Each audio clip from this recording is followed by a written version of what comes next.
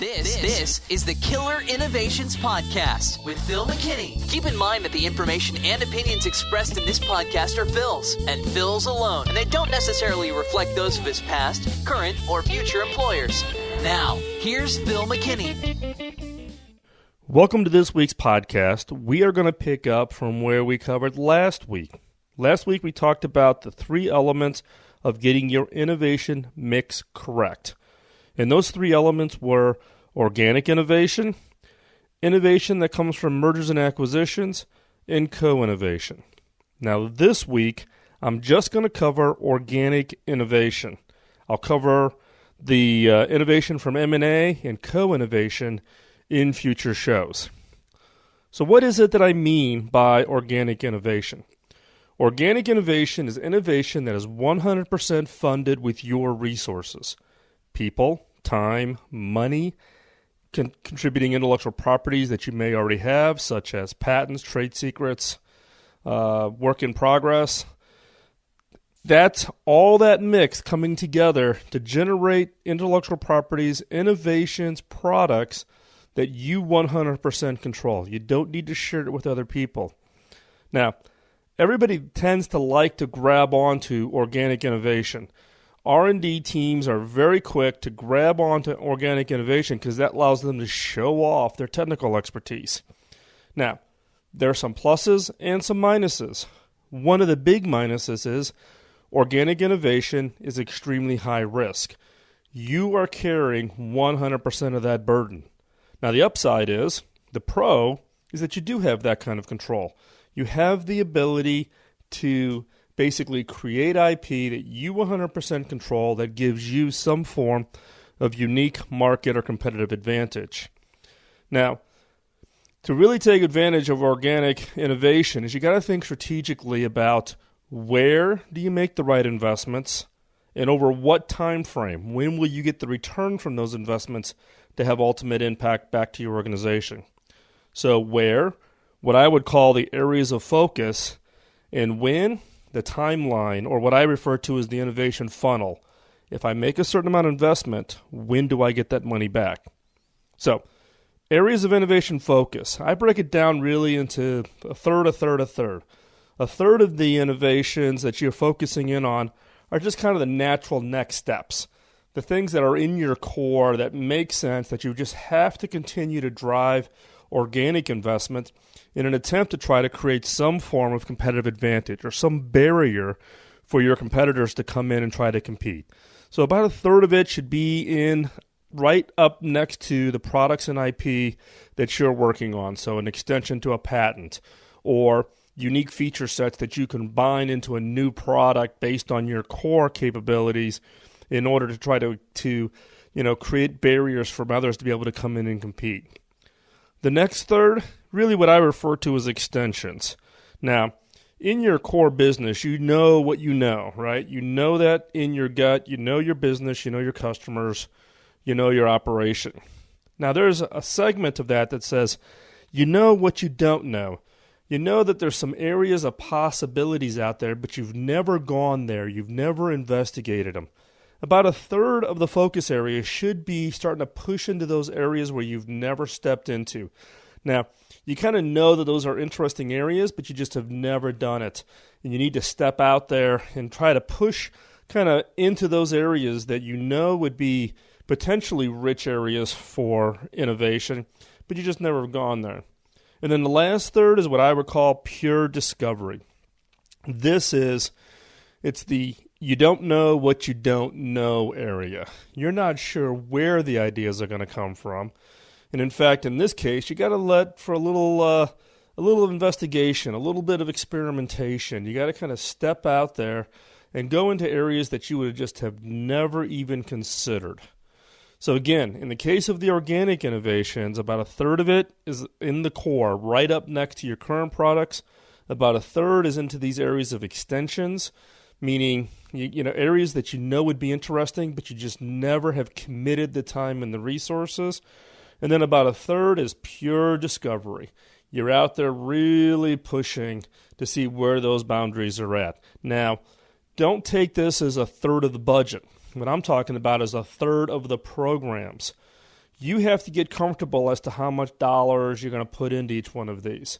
But when I look at total number of projects that are in the core tend to be a little bit bigger projects because you have a little bit higher assurance that they're going to be successful, and I have less dollars. But as far as total number of investigations going on, you need to have a volume of investigations because, as you look across that, the risk mix changes. Now, beyond the focus, you have to think about the innovation funnel, timing. If you put a certain amount of investment in, when are you going to get the payback? So near term, in the case of the PC business, investments that I make that are on a path to return in 18 months have a pretty high level of assurance that they're going to come through and be successful because you've done all the planning. You're ready to make those investments. When the timeline gets close, the level of insurance goes high. Same thing as midterm, 2 to 3 years out. Yeah, there's some risk, but you can kind of see the path. Long term, 5, 6, 7 years out, man, you're rolling the dice. You're making some long-term bets. So again, when you look at a combination of the focus and a combination of the funnel, those two mixes allow you then to kind of tune in to the risk profile that you're comfortable with. Now, here's my one word of warning. A lot of organizations will focus all of their projects on the core, and they'll focus them all on the short term, right? That reduces the risk. It eliminates any form of upside potential because that's what all of your competitors are doing. All of your competitors are betting on right in the core product that you have today, and they're betting on everything in the next 12, 24, maybe 36 months, depending on the industry you're in. It's this ability to look at core, extensions, and pure discovery across the timeline. It is near-term, mid-term, and long-term. And with the right set of mix across all those components, you can dial in the risk, but don't ignore one of them. Don't bet everything to be near-term, and don't do any pure discovery programs. Now, organic innovation really has a couple of key, I don't know what I would call it, elements or components or the right ecosystem that really defines it for success. In the case of organic innovation, it's got to be built on something. You've got to have some form of expertise, right? You have to have a contribution to make.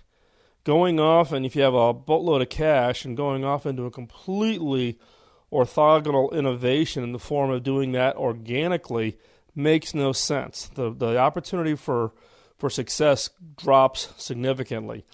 If you want to get into totally new areas, that's where alternative options such as M&A or co-innovation makes sense, and we'll cover that in upcoming podcasts. So for organic, it's got to be about a contribution to make. You have to have some expertise. You need some IP that you're going to build upon, whether that's patents, people with certain expertise in the organization, history in the industry space, something. You need to also make sure that what you're working on is aligned with your customer, the who, in the nomenclature that I use in the book Beyond the Obvious. Who is the customer? Who is it that gives you money or something in return for the value you deliver? All of your innovation programs need to be aligned with the who. Now, doesn't mean the who today, doesn't mean your customers today, but you've got to make sure you understand that what is it you're innovating and what problem are you solving. Customers don't buy products or technology. They buy solutions to their problems. And the key point there is that you've got to get the timeline to match. As I talked before, near-term, mid-term, or long-term innovation funnels, you need to make sure that the innovation that you're working on is aligned to a customer need that's going to exist at the time that the innovation comes through. So if you're doing, a real long-range discovery and it's going to be 3 years out, what problem are you solving? What problem is the customer going to have? What does the customer segment look like then? So you need to make sure that if you're going to do organic, you have the expertise, you got the IP to build upon, you've got the alignment with your customer or your who, and that the timelines all match. If you don't have all of these, then organic may not be the best choice, right? If all of a sudden you've got a customer problem that's going to crop up in a year from now. But when you go through and you look at your organic innovation programs, and your organic innovation program says it's going to be 3 years before you can deliver this solution, guess what? Organic may not be the option. You may need to go out and acquire somebody to fill that gap. The whole purpose of organic innovation is to get out far enough in the planning cycle such that when your innovations are coming close, meaning they're about ready to be delivered, they align with when the needs of the customers emerge. If you wait until the problem exists in today's customers, meaning your customers need the problem today, and you have nothing in your organic innovation funnel, don't rush and try to start a program organically. You need to be creative and look at other alternatives, such as acquiring, whether that's full out acquiring a company that's got a solution to the gap you have, or acquiring patents and intellectual properties, acquiring rights to a product, not an entire company. There's lots of ways to do it on M&A. Likewise, co-innovate. Bring together one or two other players that are key components to solving the immediate customer problems that allows you to accelerate. Rather than taking 3 years to develop the innovation, can you co-innovate and do it in a year? So again, what I'm trying to get across to you here is that when you're thinking about organic innovation, you got to have that expertise. You got to have the IP to build upon. You got to understand the customer segment and the problem that you're going to address, and the timing has to match. Timing has to match. If you don't have all of those things, then, like I said before, organic innovation may not be the right choice. And as I talked about in last week's podcast, getting the mix right. How much of your innovation programs are in organic? How much of your innovation comes from M&A? And how much of your innovation comes from co-innovation? Getting that mix right, depending on your company, your industry, the competitive nature of your market, will allow you to drive a very highly successful overall innovation program within your organization.